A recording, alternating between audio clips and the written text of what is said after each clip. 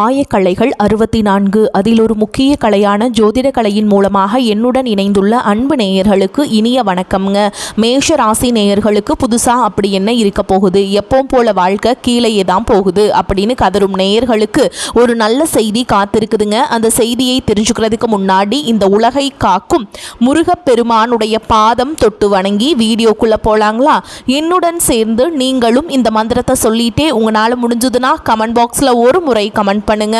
ஓம் முருகா போற்றி, ஓம் முருகா போற்றி, ஓம் முருகா போற்றி. பழனி ஆண்டவா, செந்தூர் வேலவா, சீரும் போர் தளபதியே, சேவல் கொடி ராஜாவே, நீதான் ஐயா இந்த அப்பாவி மக்களை கஷ்டங்களில் இருந்து காப்பாற்றி காலம் முழுக்க கூடவே இருக்கணும். இவங்களுக்காக நான் தினமும் உங்ககிட்ட வேண்டிக்கிறேன். இவங்களுக்கு ஒண்ணுனா நீதான் ஐயா பொறுப்பு. அப்படியே நான் சொல்லும் ஜோதிடமும் பழிக்க நீதான் ஐயா அருள் புரியணும். தினமும் உங்களுக்கு கிரகநிலை மாற்றத்தால் வரக்கூடிய சுப பலன்களை அறிய கட்டாயம் சப்ஸ்கிரைப் பண்ணி பெல் பட்டன் அப்புறம் ஆல்னு ஆப்ஷன் இருக்கும், அதையும் கொடுத்து வைங்க.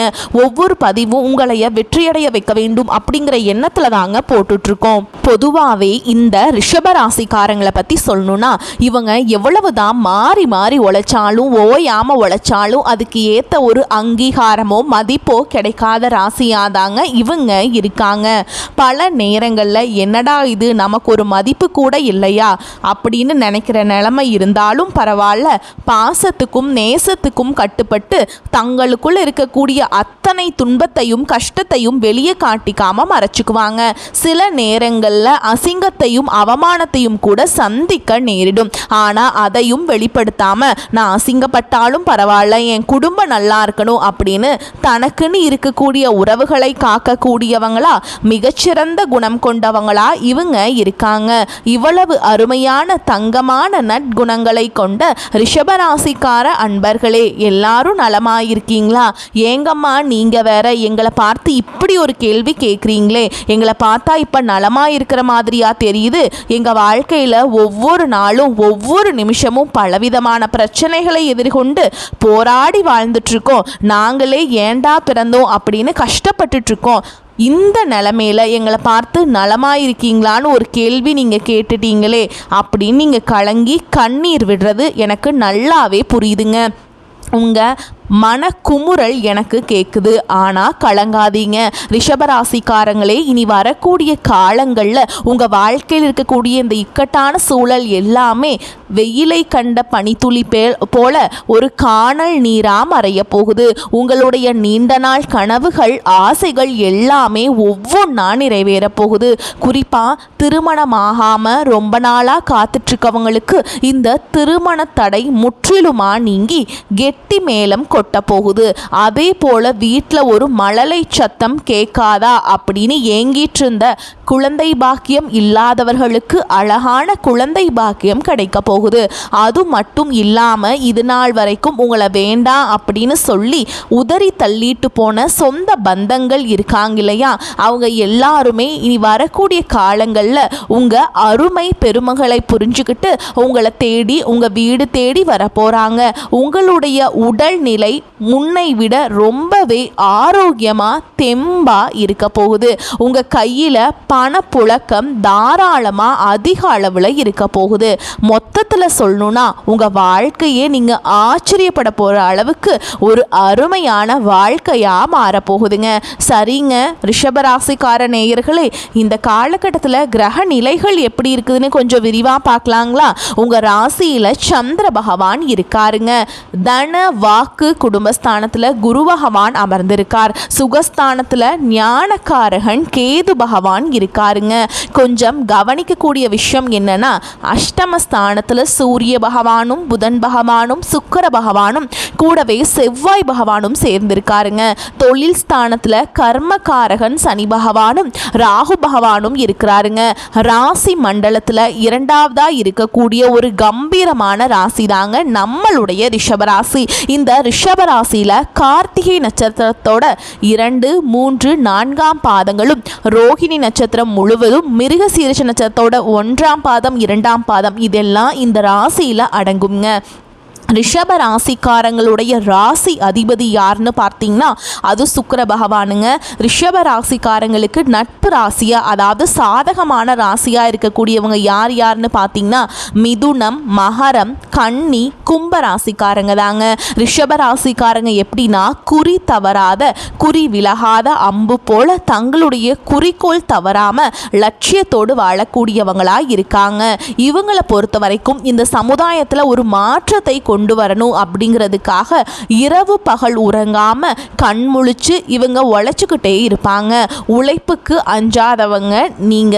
நான் உறுதியா சொல்றேங்க, இனி வரக்கூடிய காலங்களில் ரிஷப ராசிக்காரங்களுடைய வாழ்க்கையில கவலை, கண்ணீர் அதுக்கெல்லாம் ஒரு துளி கூட இடம் கிடையாதுங்க. நீங்க எந்த அளவுக்கு கடினமா உழைக்கிறீங்களோ அந்த அளவுக்கு பல மடங்கு உங்களுக்கு தொழிலில் லாபம் கிடைக்குங்க. இப்போ கிரக நிலைகள் மாறுவதால ரிஷப ராசிக்காரர்களுக்கு என்னென்ன நன்மைகள் நடக்க போகுது, அதை எப்படி நமக்கு சாதகமாக ஒரு பெரிய லாபமாக மாற்றுறது அப்படிங்கிறத பற்றி தாங்க நம்ம இன்னைக்கு இந்த வீடியோ பதிவில் ரொம்ப தெளிவாக விரிவாக பார்த்து தெரிஞ்சுக்க போகிறோம். ரிஷபராசிக்காரங்க எப்போவுமே எதையும் ஒரு சிரித்த முகத்தோட அணுகும் தந்திரசாலிகளாக இருக்காங்க. அவங்களுக்கு மற்றவங்களை நோகடிக்க தெரியாதுங்க. மனசில் ஒன்று வச்சுக்கிட்டு வெளியில் ஒன்று பேச தெரியாது. தொழில் ஸ்தானம்னு சொல்லக்கூடிய 11வது வீட்டில் சனி பகவான் நிரந்தரமாக குடியேறதுனால தொழிலில் பெரிய லாபம் உண்டாகும். உங்கள் மேலே இருந்த கெட்ட பெயர்கள், அவச்சொற்கள் எல்லாமே விலகி போயிருங்க. ஓகேங்களா? கிரகங்களை பார்த்தா குரு பகவான் வக்ரகதியில் இருக்கிறதுனால மார்ச் மாதத்தில் வக்ர நிவர்த்தி ஆகும்போது ரிஷபராசிக்கு 2வது வீட்டில் குரு இருக்கிறதுனால சுபகாரிய பேச்சுவார்த்தைகள் எல்லாமே வெற்றியை தரும். குடும்பத்தில் ரொம்ப நாளாக நடக்காமல் இருந்த சந்தோஷமான மங்கள காரியங்கள் எல்லாமே தடபுடலாக நடக்குங்க. அதே போல் ரிஷபராசிக்கு 8வது வீட்டில் செவ்வாய் உச்சம் பெற்றிருக்கிறதுனால உங்களுக்கு இருந்த பெரிய பெரிய மருத்துவ பிரச்சனைகள் கூட தீருங்க. இது ரொம்ப முக்கியமான விஷயம். இதுவரைக்கும் பார்க்காத வைத்தியரை நீங்க பார்க்க வேண்டிய கட்டாயம் வர செய்யுங்க. அப்படி பார்க்கும்போது அவர் போடும் ஒரே ஒரு ஊசியால் உங்க உடம்புல இருந்த பெரிய வியாதி கூட காணல் நீரா மறைஞ்சு போயிருங்க. இதனால் உங்களுக்கு மருத்துவ செலவுகள் பெரிய அளவில் குறைய போகுதுங்க. அதே மாதிரி புதன் வக்ரகதி அடையும் போது உங்களுக்கு யாரெல்லாம் குழி தோண்டிட்டு இருக்காங்களோ, யாரெல்லாம் உங்களை ஏமாத்துறாங்களோ, யாரெல்லாம் விருப்பம் இல்லாமல் உங்கள் கூட நடிக்கிறாங்களோ, குறிப்பாக உங்கள் குடும்பத்தில் பாதகமாக செய்திகளை யாரெல்லாம் பரப்புகிறாங்களோ அப்படிங்கிறத புதன் பகவான் உங்களுக்கு காட்டி கொடுத்துருவாருங்க. எதிரிகள் யாருன்னு நீங்கள் தெளிவாக தெரிஞ்சுப்பீங்க. அடுத்து சுக்கிர பகவான் தனுஷு, மகரம், கும்பம், மீனம் ஆகிய ராசிகளை கடந்து செல்லும் பொழுது ரிஷபராசிக்கு 9ஆம் வீட்டில் 10வது வீட்டுக்கு வரும்போது ஒரு மிகப்பெரிய பதவி யோகத்தை அவர் கொடுப்பாருங்க. அப்போ எல்லாமே விலகி போயிடும். மற்றவங்க கிட்ட இருந்த நம்பிக்கையை பெறக்கூடிய ஒரு அற்புதமான நேரமாக இந்த நேரம் உங்களுக்கு இருக்குங்க. இப்போ இந்த நன்மைகள் எல்லாம் நடக்கிறதுக்கு ஒரு சின்ன பரிகாரம் சொல்கிறேன், குறிச்சிக்கோங்க. பரிகாரமாக ஒரு 11 மிளகை எடுத்துக்கோங்க. அதை ஒரு சிகப்பு துணியில் கட்டி கால பைரவருக்கு தேய்பிறை அஷ்டமி அன்னைக்கு நெய் தீபம் போடணுங்க. இது ரொம்ப சக்தி வாய்ந்தது. அதே போல் அபிராமி அந்தாதியில் இருக்கக்கூடிய 2வது பாடலை நீங்கள் தினமும் படிக்கணுங்க. இன்னொரு முக்கியமான பரிகாரம், எலுமிச்சம்பழத்தை 2ஆ வெட்டி அதில் குங்குமம் வச்சு உங்கள் வீட்டில் 3 முறை சுற்றி வாசலில் பிழிந்து விடுங்க. இதனால் உங்கள் வீட்டில் இருக்கக்கூடிய கண் திருஷ்டி, பகை, பிரச்சனைகள் இது எல்லாமே விலகி போயிடும். உங்கள் வாழ்க்கை அருமையாக நிம்மதியாக மாறி போயிடும். நான் முன்னாடியே சொன்ன மாதிரி திருமணம் ஆகாதவங்களுக்கு திருமண தடை நீங்கி உங்களுக்கு ஏற்ற சரியான மனசுக்கு பிடிச்ச வாழ்க்கை துணையோட திருமணம் நடக்க போகுதுங்க. குழந்தை பாக்கியம் இல்லாதவங்களுக்கு இந்த இறைவன் அருளால குழந்தை பாக்கியம் கிடைக்க போகுது. பூர்வீக சொத்து ரீதியா ரொம்ப நாளாக இழுபறியாக இருந்த அனைத்து பிரச்சனைகளுக்கும் ஒரு சுமூகமான தீர்வு கிடைக்க போகுதுங்க. உங்கள் வாழ்க்கையில் இனி வரக்கூடிய காலங்களில் கவலை, கண்ணீர் அப்படிங்கிற பேச்சுக்கெல்லாம் ஒரு துளி கூட இடம் கிடையாதுங்க. படித்து முடிச்சுட்டு ரொம்ப நாளாக வேலை தேடிட்டு இருக்க இளைஞர்களுக்கு அவங்க படிப்புக்கும் தகுதிக்கும் ஏற்றால் போல ஒரு நல்ல வேலை, கௌரவமான வேலை கிடைக்க போகுதுங்க. நான் உங்ககிட்ட ஒரு கேள்வி கேட்குறேன். இந்த உலகத்தில் யாருங்க உண்மையான கோடீஸ்வரன்? கோடி கோடியாக பணம் வச்சுருக்கவங்களா? பிடிச்ச உணவுகளை சாப்பிட்றவங்களா, இல்லை பிடிச்ச உறவுகள் கிட்ட மணிக்கணக்காக பேசுகிறவங்களா? உண்மையை சொல்லணும்னா இதில் யாருமே கோடீஸ்வரன் கிடையாதுங்க. யார் ஒருத்தவங்க நோய் நொடி இல்லாமல் மனக்கவலை இல்லாமல் ராத்திரி படுத்தா நிம்மதியாக தூங்குறாங்களோ அவங்க தாங்க இந்த உலகத்திலேயே சிறந்த கோடீஸ்வரர். அப்பேற்பட்ட கோடீஸ்வரன் ஆகக்கூடிய யோகம் உங்களுக்கு இந்த காலகட்டத்தில் அமைஞ்சிருக்குது. உங்கள் வாழ்க்கையில் இனி வரக்கூடிய காலங்களில் கவலை கண்ணீர் அப்படிங்கிற வார்த்தைக்கே இடம் கிடையாது. இது நாள் வரைக்கும் உங்களுடைய மனசில் இருந்த பாரமான மனக்கவலைகள் எல்லாம் இனி வரக்கூடிய காலங்களில் காற்றில் கரைஞ்ச கற்பூரம் போல காணாமல் போக போதுங்க. நீங்கள் ஒரு சந்தோஷமான ஆரோக்கியமான வாழ்க்கையை இனி வரக்கூடிய காலங்களில் வாழ போகிறீங்க. உங்கள் வாழ்க்கையில் சந்தோஷம் எப்பவுமே நிலச்சிருக்க போகுதுங்க. குறிப்பாக உங்கள் வாழ்க்கையில் இந்த காலகட்டத்தில் ரொம்பவே அருமையாக இருக்க போகுதுங்க. உங்களோட நீண்ட நாள் ஆசைகள் கனவுகள் எல்லாமே ஒவ்வொன்றா நிறைவேற போகுது. உங்களோட மனசில் ஒரு பெரிய தெளிவு அதிகரிக்க போகுது. புதுசாக ஒரு நம்பிக்கை பிறக்க போகுது. இவங்களால் இது முடியாது அப்படின்னு அடுத்தவங்க ஒதுக்கி வச்ச காரியத்தை கூட நீங்கள் அழகாக திட்டம் தீட்டி முயற்சி பண்ணி அந்த காரியத்தில் நீங்கள் வெற்றி அடைஞ்சு காட்ட போகிறீங்க. பழைய கவலைகள் எல்லாமே மெதுவாக குறைய போகுது. குடும்பத்தில் ஒரு ஒற்றுமை ஏற்பட போகுது. இது நாள் வரைக்கும் இருந்த சண்டை சச்சரவுகள் கூச்சல் குழப்பம் எல்லாமே விலக போகுது. மனசில் ஒரு பெரிய நிம்மதி ஏற்பட போகுது. உடல்நிலை ரொம்பவே ஆரோக்கியமாக இருக்க போகுதுங்க. நல்ல செய்திகள் சுப செய்திகள் உங்களை தேடி வரப்போகுது. பாதியிலேயே தடைபட்ட வேலைகள் எல்லாம் இப்போ விறுவிறுன்னு நடக்க போகுதுங்க. பொருளாதார நிலை அதாவது தனவரவு மெதுவாக உயரப்போகுது. உங்ககிட்ட சேமிப்பு செய்யணும் அப்படிங்கிற எண்ணம் வரப்போகுதுங்க. நீண்ட நாளாக இருந்த உடல் சோர்வு குறைய போகுது. உங்களுடைய உறக்கம் சீராக இருக்க போகுதுங்க. நல்ல மனிதர்களுடைய நட்பு நல்லவர்களுடைய சகவாசம் உங்களை தேடி வரப்போகுது. சமூகத்தில் உங்களுடைய மதிப்பும் மரியாதையும் உயரப்போகுது. வேலை செய்கிற இடத்துல உங்கள் உழைப்புக்கான பாராட்டு உங்களுக்கு கிடைக்க போகுது. புதிய வாய்ப்புகள் உங்களை தேடி கதவை தட்ட போகுதுங்க. உங்களுடைய கற்றல் திறன் அதாவது புதுசாக தெரிஞ்சுக்கிற ஆர்வம் அதிகரிக்க போகுது. ஆன்மீகத்தின் மீது உங்களுடைய ஆர்வம் மற்றும் ஈடுபாடு அதிகரிக்க போகுது.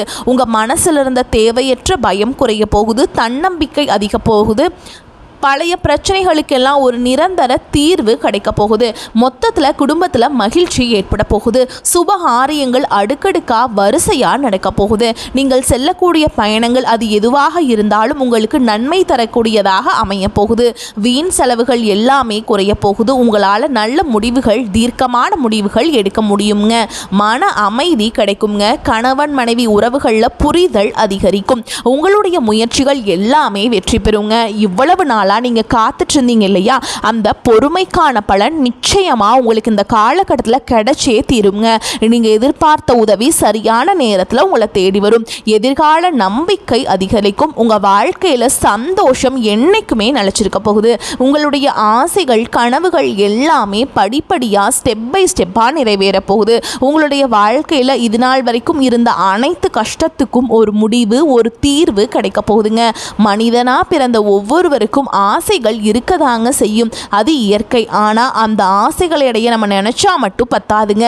முழு மனசோட நம்மளுடைய ஆசைகளை அடைவதற்கான வழியை ஒவ்வொரு நாளும் இன்னைக்கு என்ன பண்ணணும்னு யோசிச்சு அதற்கான திட்டங்களை தீட்டி உழைச்சிக்கிட்டே இருக்கணுங்க. உழைச்சா நிச்சயமாக நம்மளுடைய ஆசைகள் எல்லாமே நிறைவேறிடும். உங்கள் வாழ்க்கையில் இனி வரக்கூடிய காலங்களில் உங்களுடைய அனைத்து ஆசைகளும் நிறைவேற போகுது. அப்படி ஒவ்வொரு மனிதனுக்கும் இருக்கக்கூடிய பொதுவான ஆசை என்னன்னு பார்த்தீங்கன்னா 16 செல்வங்களையும் அடைந்து குறைவில்லாமல் வாழணும் அப்படின்னு தான் ஒவ்வொரு மனிதனுடைய ஆசையும் இருக்குதுங்க. பணம் வேணும், பதவி வேணும், புகழ் வேணும், கௌரவம் வேணும் அப்படின்னு தான் ஒவ்வொரு மனிதனும் தினமும் வாழ்ந்துட்டு இருக்கான். அதை நோக்கிய பயணத்தை தான் ஒவ்வொரு நாளும் மனிதன் வாழ்ந்துட்டு இருக்கான். ஆனால் வருத்தமான விஷயம் என்னன்னா ஒவ்வொரு நாளையும் ரசித்து வாழ்றது கிடையாது. எந்த ஒரு மனிதனும் ஏதோ ஒரு போராட்டத்தில் தாங்க இந்த உலகத்தில் வாழ்க்கையை வாழ்ந்துட்டு இருக்காங்க. ரிஷப ராசிக்காரங்களே, உங்கள் வாழ்க்கையில் மேலும் நல்லதெல்லாம் நடக்க நீங்கள் செய்யக்கூடிய இன்னொரு எளிய பரிகாரம் என்னன்னு பார்த்தீங்கன்னா, உங்கள் வீட்டு பக்கத்தில் இருக்கக்கூடிய ஆதரவற்ற வயதான முதியவர்களுக்கு உங்களால் முடிஞ்ச சின்ன சின்ன உதவிகளை செஞ்சுட்டு வாங்க. இந்த உதவியை நீங்கள் செய்கிறதன் மூலமாக நீங்கள் உங்கள் வாழ்க்கையில் தெரிஞ்சோ தெரியாமலோ செய்த பாவங்கள் எல்லாம் குறைந்து உங்களுடைய எண்ணம் போல் உங்கள் வாழ்க்கையில் எல்லாமே நல்லபடியாக நடக்கும். நான் உறுதியாக சொல்கிறேங்க, இனி வரக்கூடிய காலங்களில் உங்களுக்கு நல்லது மட்டும்தான் நடக்கும். நன்மை மட்டும்தான் நடக்கும். வரக்கூடிய வாய்ப்புகளை தவற விட்டுறாதீங்க, கெட்டியாக பிடிச்சுக்கோங்க. வாழ்த்துக்கள். வாழ்க வளமோடு நலமோடு. நன்றி, வணக்கம்.